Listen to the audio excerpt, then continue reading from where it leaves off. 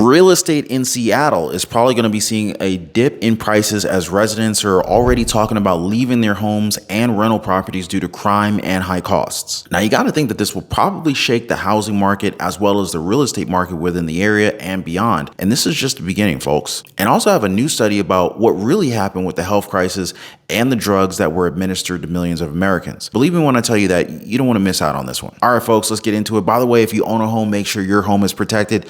Get your free home warranty quote. There's a link in the description down below this video. Now, starting off with a question. What do you consider whenever you visit another state or another city? You probably set up an itinerary of places where you can go, tourist spots, maybe places to eat and all that stuff, right? Maybe some shopping. But while Seattle used to be such a great place to visit, tourists and even locals alike, they're now either trying to avoid it or they want to leave it behind altogether.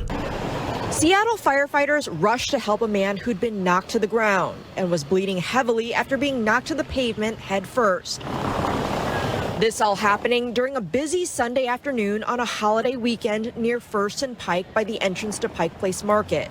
Court documents state the 24-year-old suspect had been trying to start a fight and followed two people into this store, punching one of them. The blow causing the victim to fall into the store's scanner.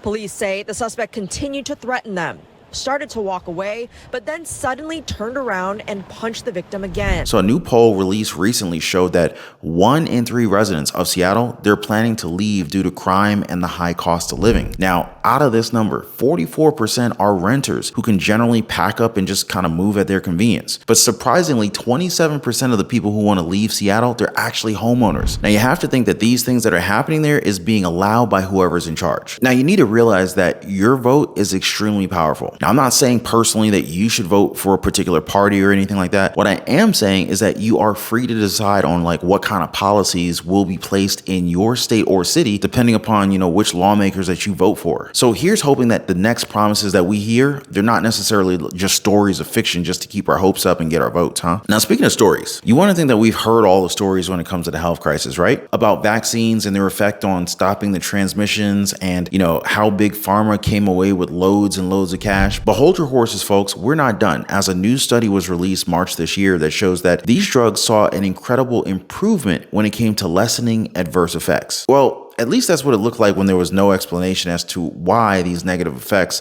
suddenly went missing from the data. So Pfizer has been pretty quiet about it lately, but these were vaccines that initially started with a lot of serious adverse effects. I mean, look at this here. Now, instead of trying to explain all this stuff myself, I found an interview of Vibeke Manchi, one of the researchers that came up with all of this information. So here's her explaining parts of the research to Dr. John Campbell. So 4.2%. Yes. Of the batches accounted for 71% of the side effects. Yes, of the reported side effects. The reported adverse reactions, yeah. Yes. If you take us through this blue grouping, first of all, with the highest incidence of adverse reactions, alarmingly high adverse reactions. Yes, I mean, the thing is, these side effects, adverse reactions, everything from, you have death in it, but you also have like myocarditis, you have tinnitus, you have soreness, you have redness. I mean, this is a bunch of side effects, some being less serious and other being more serious.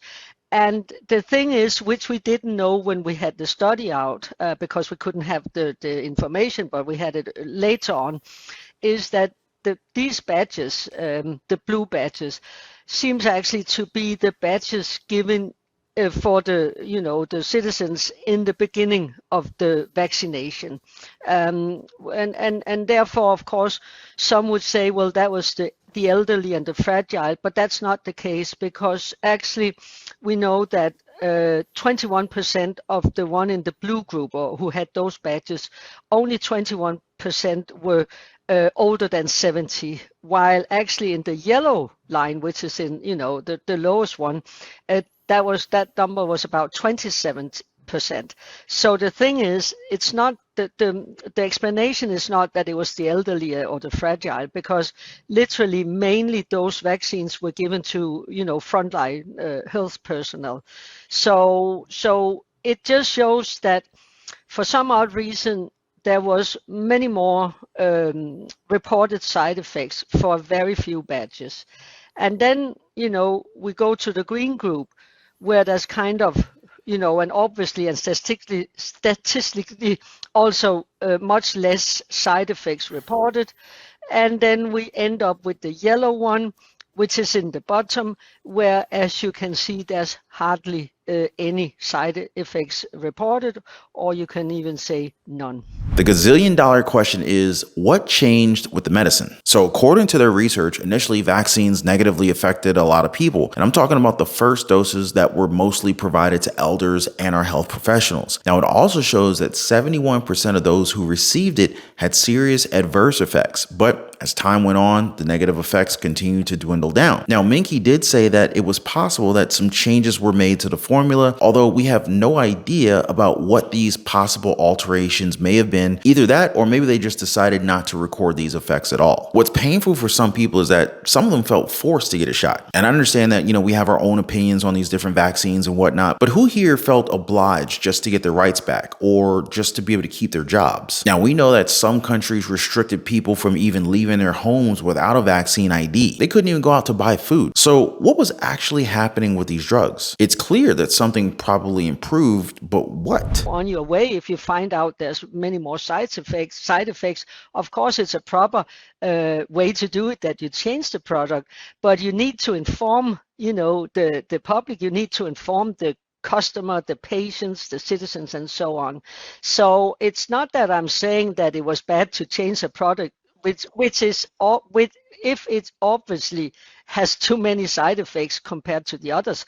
That seems wise, but you need to have the information. You need to have that information given to every part in the line, and that hasn't been the case. And so now, after the study has come out, which by the way is being avoided by other researchers as no one seems to want to peer review it, many are saying that these numbers should have been released to the public much sooner. Do you guys think that knowing about these effects would have changed a lot of people's minds? Or was it only right to listen to the government's narrative and just follow a single voice when it came to the health crisis and what you should do with your body or even the body of your family and your children? And should Big Pharma explain to us what they changed within the times where adverse effects went down? I think we're owed an explanation, one that we may never get. Now, on the topic of changes, there are many that we need to face as Americans who are now part of a crumbling system. You have to realize that it takes sacrifice to get out of debt, to pay off our credit card bills, our rent, mortgage. You know where I'm coming from with all this stuff, right? But once you clear all of that stuff up, what do you do next? What's the change that you need in your life? Now, if you ask me, you deserve to have better cash flow. We should be beyond this phase of just buying things that we don't need and instead look at assets that we can invest in. Now, the first one is knowledge, and investment in knowledge is something that can never be taken away. Now, if you want to learn more about generating multiple streams of income through small businesses, maybe side hustles, home-based businesses, or if you're a budding investor who's looking to grow your money through real estate and the stock market, feel free to drop me a quick comment down below. I'd love to hear from you guys. Financial freedom is possible. You just have to know how to get there. By the way, if you made it this far in the video, please drop a quick like for the video. Also consider subscribing to the channel. I really appreciate all the love and the support, and I'm gonna catch you guys on the next one.